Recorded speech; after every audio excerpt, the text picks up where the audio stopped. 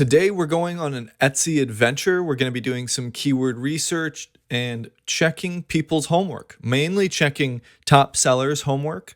Main reason being because I see a lot of my students go and model their listings off of top sellers' listings. And you can make a few mistakes doing this because they are doing well with that specific reason for a couple different reasons. And those reasons may not apply to you. For example, they have a lot of momentum going with their shop, but you don't. So you can't use the same keywords as them, or you can't make the same mistakes as them. And that's kind of why I'm making that video today. My name is Dave. If you're new to this channel, please consider subscribing. I do new videos all the time on Etsy success. Shout out to everybody in the courses, having a lot of success down there. The links are in the description if you guys want to join any of my Etsy success programs. And shout out to everybody in the Facebook group. How you guys doing? If you guys want to join my Facebook group and you're watching and you're not in it, get in there. You know, we're having a lot of good conversations. So anyway, let's get into it. Today we're going to be using two different tools to check homework, to check top sellers SEO, because you cannot copy other people, number one, and number two, if you do, you're likely copying their mistakes too.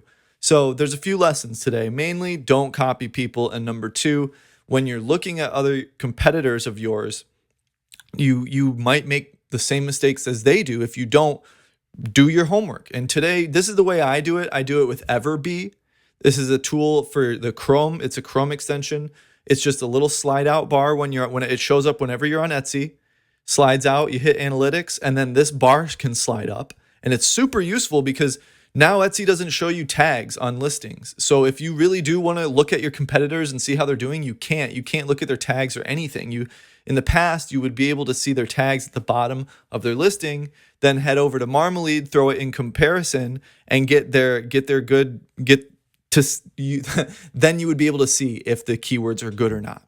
Because a lot of the times when you're looking at competitors' listings and it's just like some top 0.01% shop, they're actually doing well for a completely different reason than you will do well. So let's get right into it. The first one that I pulled up is this one. It's from a shop with 80,000 reviews. So I thought this would be a perfect example of a shop that kind of, if you will, lives above the law when it comes to Etsy strategy, etc. So let's take a look at it. It's right here. Family birthstone necklace, personalized gifts for her, Mother's Day gift, grandma gift for mom, grandma necklace, personalized jewelry. Okay, so I'm a first personally critique this. If this shop was one of my students, I would no SKU in the title. That's a big no-no. Etsy gives you a spot to put the SKU. This is absolutely useless for the Etsy algorithm. And Etsy doesn't really care. Like the staff, obviously, you can see right here, it's Etsy's pick. So they got a huge boost from that being on landing pages, etc. However, what does this tell the algorithm? BSON-L. That tells the algorithm some random stuff, and you don't want to confuse the algorithm. You only want to give it what you need to give it, okay?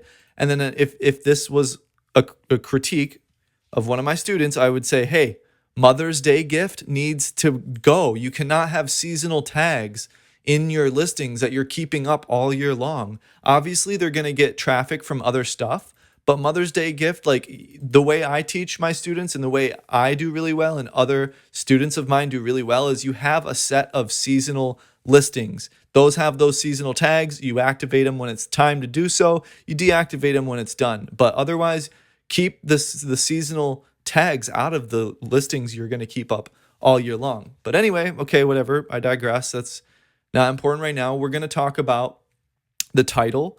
So the title, it's not mirrored in their tags. Down here, you can see the tags and you can copy it to the clipboard so you can research it in a different tool, because Everbee is just for seeing estimated monthly revenue. So we can see right here, estimated monthly revenue for this item is $2,500 just from this one item. Okay.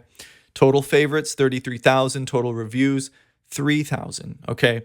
So we can get a really good idea of if this product is doing well. And obviously it is. In relation to the rest of the shop, I don't know. They likely have a few $5,000, $6,000, $7,000, $8,000, $9,000, $10,000 a month products if they're hitting 25, With this one, this shop could easily hit a $10,000 a month product. I wouldn't be surprised one bit if they have one. But getting into it, what I would leave out would be definitely Mother's Day gift, and personalized grandma. You can see like right here, this tag, personalized grandma. Now let's just go put that in here, personalized grandma.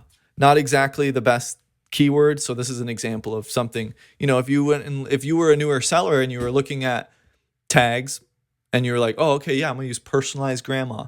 And then you've come to find out, look, Marmalade is saying it's terrible. It's no searches. However, personalized is a good word and grandma is a good word, but you don't want to kind of smash two different words that you need in your tags in a tag. You gotta organize that a little bit better.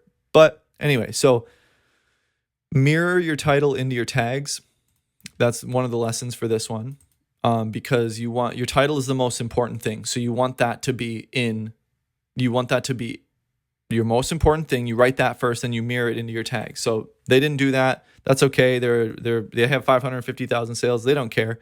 But us as smaller sellers that don't have 550,000 sales, you should care. And you should be able to figure this stuff out using a few different tools. For example, Everbee and Marmalade. And the links are in the description if you guys want to try either one of these tools. I get a tiny little commission, but you don't pay any extra, and it helps support the channel. And I actually use these tools personally all the time. I contribute like so much of my success to the tools I use, and I only use two. Keep it super simple. Okay, so let's go to the next one. Let's go to this one. Christmas gift idea. I mean, this is trying to get traffic from maybe Google or like Pinterest or something like that, but let's see what happens, okay? And again, they didn't mirror. You can see that they didn't mirror their tags into their title. So again, that be careful of what you're modeling yourself after is pretty much what we're getting at with this video, and you want to research it with the right tools.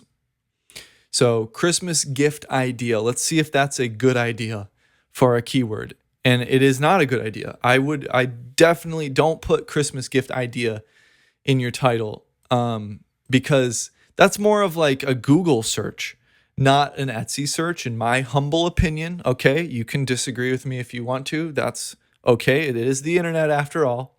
But don't put Christmas gift idea in your titles. If you're on Etsy, you're typing in Christmas gift, and then you're gonna see ideas after that. Like that. I mean, that's what makes the most sense to me. And obviously, we got data right here to back it up. So okay, whatever. We'll move on from there. But the estimated monthly revenue for this one is $77. So is this a listing that I would use in a researching manner to if I sold personalized cutting boards? No, I would not. But some people might, and that's the mistake that we're trying to avoid today. So, and that's the lesson that we're going over is don't model yourself after your competition just because they're doing better than you. So now those two I had prepared for you. So, but now let's go a little freestyle. I don't know what we're going to look at next. Okay, so bear with me. Holy moly. This one we're going to do. Oh, it's Caitlin Minimalist. Okay, I was going to say 212,000 reviews, 212,000 views. Sorry, I'm messing numbers up today. Caitlin Minimalist, my fiance shops with Caitlin Minimalist. That's funny. And you can see like she breaks the rules too. Look at, there's an SKU in her title. Why? So she can see it so her employees can see it when they're fulfilling orders. But is it good for the algorithm? Absolutely not. Definitely don't want SKUs in the title. So anyway, and then she's a big enough shop to where, she puts her name not only in the tags, but in her title. So let's get Everbee on the case. Let's get the analytics pulled up. And let's see what tag she used. Okay, so she used Caitlin Minimalist, of course. We've seen that. Tarot necklace, etc., etc., etc., etc., etc. Okay, best friend gift. These are all pretty good tags. Let's see star necklace is probably going to be good. I'm not going to test that one. Celeste, all these I know of. I know every single one of these tags are good in Marmalade because I've looked at each one of them either for myself or a student. So good job, Caitlin Minimalist. Hey, that's actually very refreshing right now to see a top shop using all keywords that would come back as good in Marmalade. So that's really refreshing. But anyway, we're going to get off of this one. And we're going to go to a different one. We're going to definitely, that's like a hyper extreme example, 212,000 reviews. So let's do the first one on the first page of Christmas gift jewelry aside from the ad. So this is what happens when you hit analytics in Everbee. When you're on the results, it comes up down here and you can bring it up or you can minimize it back down. So these are the ads right here. And then this is the one we want to look at right here. Estimated monthly revenue is $1,700. So I would consider that, hey, if you're a smaller seller and you want to model yourself after this, we want to take a look at what she's doing that could help us. Now, there's a thin line here. You do not want to copy people, but you want to look at what your competitors are doing. Okay, so Christmas gifts for mom, combined birth flower necklace, personalized bouquet flower necklace, birth flower gift, mom birthday gift. I think that's a pretty good title. I'm gonna see what is in the tags so we can try to find something bad, because that's what our human minds love to do.